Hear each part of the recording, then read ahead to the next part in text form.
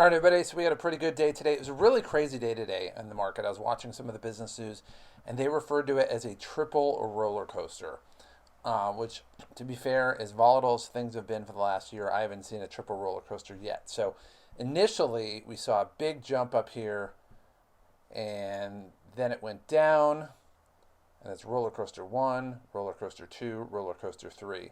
And so initially this went up here, and this is just for our portfolio, not the market. We'll take a look at the market shortly. Two stocks went up we're going to talk about today, Vine and AMC. So I thought, wow, two stocks led a market jump of $2,000, and that was only two stocks. It was pre-market. So I thought today might be a pretty good day today. So we got up about $3,400, went up a little bit, and then we went up from $2,600 to down $3,600, which is a serious roller coaster. But then cooler heads prevailed, and if you're smart and you happen to be at this point, then if you'd bought this, you had a nice little buy upwards. I just don't buy in the market. I wait till the market's over. It takes a lot of the craziness out of your mind. So, but overall, the market went today. We'll take a look at the Dow. It was basically break even. It was up to start the day, down, and went over. And same thing with NASDAQ, went down and kind of went up again. And S&P, same thing. So one of the things that we noticed today was we're starting to see things loosen up. So we're starting to get a sense on what the Biden White House policies are going to be, what the executive orders are going to be, and then we start to see individual stocks move. So initially I read this article, and it said the biggest red flag in this bull market just vanished. And so they're talking about the fact that the FANG stocks haven't lived up to their billing in recent months, which makes sense because they're taking advantage of the coronavirus epidemic. And so the closer you are to having that being over means that these stocks are going to drop down. So I wouldn't buy these at all. I mean, I think the only tech stock that I would buy would be Tesla, but they're not really a tech stock. They're a manufacturing stock. So, but they said the biggest red flag of the S&P 500's recent growth is a lack of participation by this country's best companies. So, and what it meant was that, like, the biggest companies haven't necessarily seen the big strength. And the reason is because they're like us. I mean, we're going to be investing in oil and casinos and travel and EVs even a little bit. But the fact that they're saying, wait a minute, like, these people haven't even been part of it, but you're starting to see some of these companies jump up a little bit. And so whatever we're doing in the stock market, it's actually going to go higher, just on the sense that you're adding these companies in here. But two stocks we're going to talk about today, Vine, which basically went up today. We'll take a look at Vine. Where is my Vine? Vine went up 46% today. And realistically, and we're going to pull AMC, so we have that up too.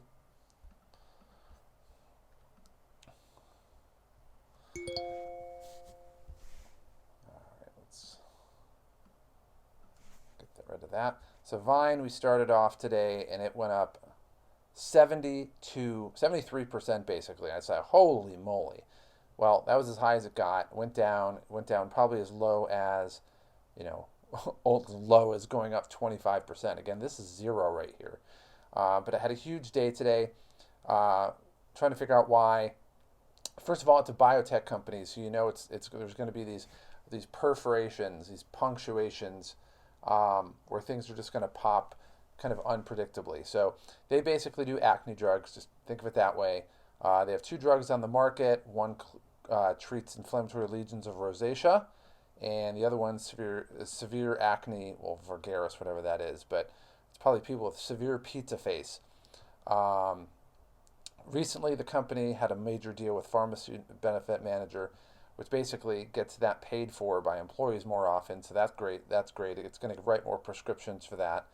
And then it was a recent video done by Market Gains, and they were talking about really the stock you need to invest in, which we've been talking about for a long time. But even more so, the video goes over details that institutional investors have bought big stakes in the company recently. So once people found that out, and it hadn't been released yet, the stock went through the roof. So secondly, AMC went up today, and again, it was up 39% right off the jump. I mean, this is zero. So this has been having a fantastic day no matter where it ended. But AMC, basically, their CEO ruled out bankruptcy. They said it's completely off the table, and that was the big thing that was holding it down. So if you've listened to this video for a long time or watched this podcast for a long time, then you understand that I've been saying that you invest in companies that are market leaders, they have huge market share, and they're bulletproof. And so even though AMC is getting hammered by this government's response to the pandemic, they're the market leader. They're the biggest movie theater chain in the United States, and they're not going anywhere. They've also raised nearly $1 billion in extra cash. This kind of hit us a little bit because they'd issue new stock and they kind of watered down our stock a little bit. But not having bankruptcy on the table anymore is massive because you're going to start to see people get back in and believe in them again. But we never stopped believing in them at all. We've had a $5,000 stake in them from the beginning. We actually increased it to $5,000 a while ago, and we were down like 27, 28%, and now we're up. Let's see, they're up 34% overall today, and we are up 50%, and it's going to go a long way higher because we haven't even released the movies yet. So when you get in the summer and you see the Fast and the Furious movie come out, there is an F9 movie coming out, Top Gun Mavericks coming out, a whole bunch of other movies that are just sitting there waiting to be released because they're not stupid enough to release them on HBO Max and take the hit that Wonder Woman 1984 took. You're going to see the stock absolutely take off. All right. So one of the other things we want to look at that came out recently, and I don't have this up, but I'll pump it up here. So we'll do PCR test false positive, and you're wondering what is Matt talking about right now. And this came out. This was a big story, and it wasn't in the mainstream media because they just don't cover stuff like this. But it was a big story around the world. The World Health Organization, finally admits PCR tests create false positives. So without going into this long article, basically the gist of it is this, is they said if you have somebody that has no symptoms at all for coronavirus, and they go in and they take a test and it comes back positive, they said there's a huge probability, I think it was a 90% probability that there was a false positive. One, because of cycles, and we've talked about that before, but once, the more cycles that you do in a test, the more you're multiplying the virus particles in there, and the more likely you're going to get a false positive. And so they said anything under 30 cycles is probably going to be reasonably accurate, but a lot of the PCR tests are doing 40 cycles. What happens is you get these dead virus particles and that can't transmit the virus. Just think of it, it's like a broken virus. Think of breaking a potato chip off and having a little piece. And so you multiply those out, and all of a sudden this person tests positive, even though it's impossible for them to communicate or even for the virus to replicate at all. And the CDC finally, and the WHO and the World Health Organization finally admitted, and they said, look, if you get a positive test and you have no symptoms, right, at all, then you have to assume that it's a false positive, and they want you to retest it. And they're going to retest it at a lower cycle rate. And so what happened, and that's what the CT value of tests is, the cycle, the cycles we're talking about, is you take it again with a lower amount of cycles, and if it still tests positive, then you want to do some more invasive tests to find out before you consider them a positive. Up to this date, if you test positive once and they did 45 cycles, it was a positive coronavirus case. And then all the governments, went overboard trying to kill the economy and shut down jobs and ruin people's lives and things like that. And now they're saying, don't do that. If it's positive and there's nothing on, and there's no symptoms on there, you got to assume it's false positive. Take another test, which we've talked about before over and over. To get out of coronavirus, you need multiple negatives, but to get in, you only need one positive. And so they've been saying that for a while, and they realized, wow, how many tests that were positive are really positive? And it really got to a point where governments are like, wait a minute, and you're starting to see New York and California and a bunch of other places that are like, maybe we should open up the economy because this might not be the case. And realistically, in California, dude's about to get recalled. He needs 1.5 million signatures to put his recall on the ballot. They've got 1.2 to 1.3 million. They're going to get there real quick. So we start to see that trending in a positive direction. And that goes beyond what we were talking about the coronavirus death counts. So let's take a look at, I want to say it was demographics that we're looking at here. Then we looked at trends as far as demographics. So we start to see new cases plummet again. We talked about that before. And we start to see deaths go down, plummet like we did before. And we start to see the positivity rate go down. Everything's telling us this is, we're way past the peak. And realistically, most of these probably aren't legitimate infections. So that's a huge thing. So with that being said, I put out a video last weekend, and I said it before, you got like 6 weeks, and there's going to be a massive amount of money made.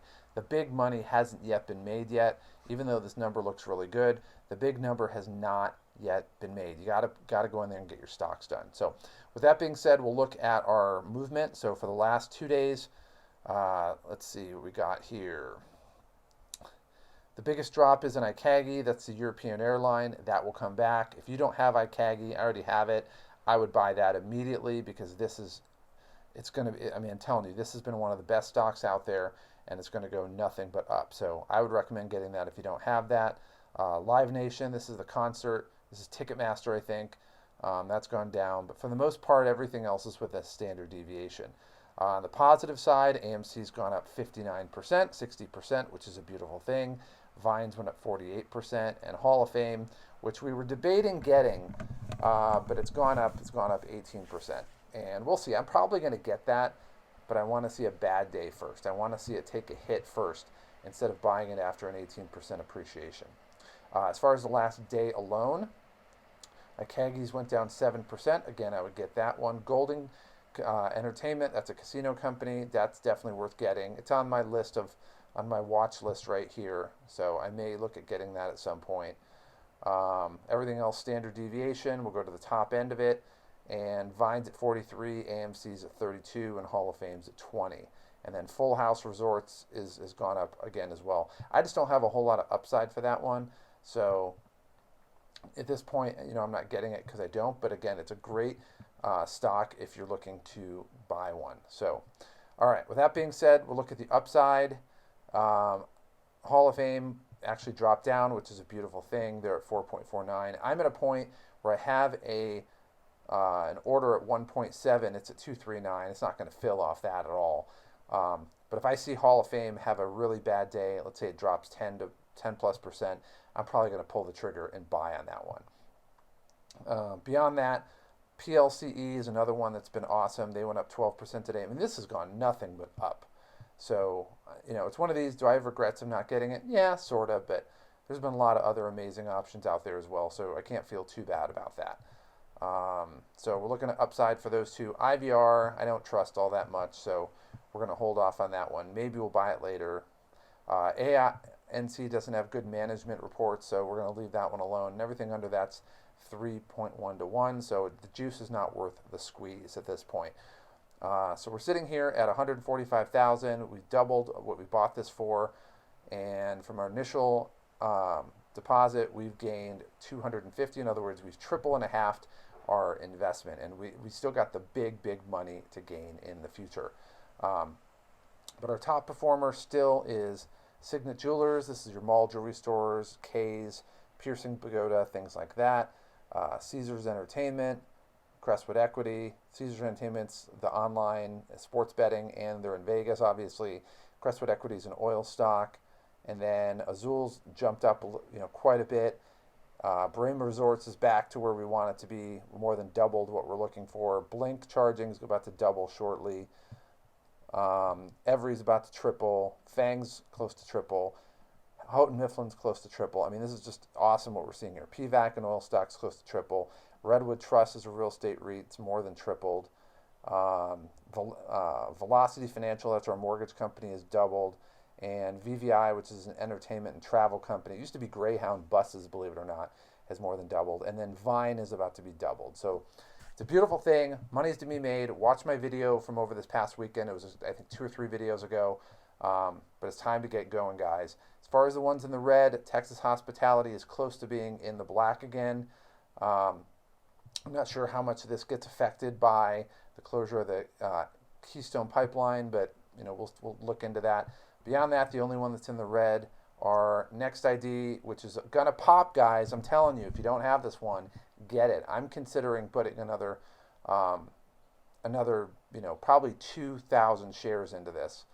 In fact, I might as well just put that in here. So let's do NXTD. And we'll do 2,000 shares. And what do we got here? It's at 117 right now. So we'll just say 105. And I'll put that in shortly. But that's one definitely look to do. And then Carnival Cruise Line, don't be surprised if that pops as well. If you don't have this stock yet, I would definitely buy that as well, because what they're not telling you guys is these cruises are booked out a couple years, and these people are ready to go. As soon as they get vaccinated and they know they got a plan of action, trust me, these ships are going to be out on the ocean. So you want to get in sooner than later. All right, so with that being said, we'll take a look at tomorrow, although it is, again, super early on this. So where is my pre-market? A little bit red, basically break even. Again, we take a look at this later at night just to see how things move. They go up and they go down, but we'll see if there's any big trend there. So with that being said, get started, guys. Get your stocks bought because there's going to be some big movement coming in the next probably 4 to 6 weeks. All right, with that being said, I'll see you tomorrow. To get more information on the sales cheat code, go ahead and click on the subscribe button below. Also, down below in the video description, down there, there's a link that takes you to our website that gives you additional content, some additional freebies that we have, and gives you information on some programs that we have that have been proven to help people to make sales easy so that you can make the kind of money you want, live the lifestyle that you've always wanted, and not have to struggle in the process. And what might be the coolest thing of all is you don't have to put much effort into it. It truly is a cheat code that most people don't know about. And it's a cheat code that can change your life today. So click on the link below and let me help you start to experience these results starting right now.